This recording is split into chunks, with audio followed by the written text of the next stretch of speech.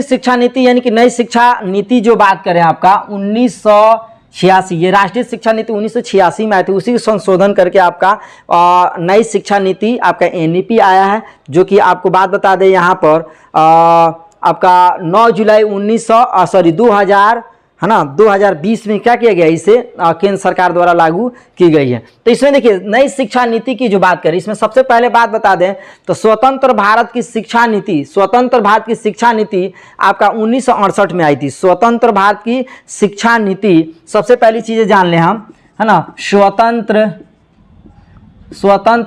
भारत की शिक्षा नीति, स्वतंत्र भारत की शिक्षा नीति है ना 1968 में आई थी। ठीक है, अब 1968 में आने के बाद से बता कि भाई 0 से लेके 14 वर्ष, यानी कहने मतलब कि नो 6 वर्ष और न 5 वर्ष 4 वर्ष, यानी छोटे से लेके 14 वर्ष के बच्चे को बिल्कुल निःशुल्क शिक्षा दी जाएगी। यहाँ पे स्वतंत्र भारत की शिक्षा नीति के तहत यहाँ बताई गई कि आपका 14 वर्ष से कम के सभी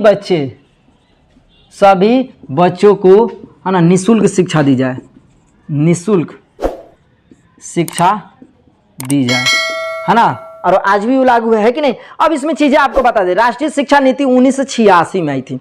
1986 में आने बाद से 1992 से संशोधन आई, कई बार इसके साथ बदलाव होते आए। ठीक है, 1900 राष्ट्रीय शिक्षा नीति की बात करें 1986 में आई, है ना, और इसमें कई बदलाव आए, है ना, बदलाव आते गए। 1992 में भी संशोधन किया गया इसको, है ना, संशोधन 1992 में किया गया और बदलाव होते गया, जिसके तहत आपका नई शिक्षा नीति आपको लाया गया, है ना, 9 जुलाई 2020 में, 9 जुलाई 2020 में। और इसको बता दें तो 1986 में जो शिक्षा नीति, इसी के जगह पर, इसी के है ना जगह पर इसे एनईपी लाया गया, एनईपी लाया गया है। इसमें आपको शिक्षा नीति क्या है तो बता दें 5+3+3+4, इसके तहत आपका शिक्षा नीति क्या किया गया, बनाया गया, और इसी के तहत आपका शिक्षा नीति यह चलेगा है।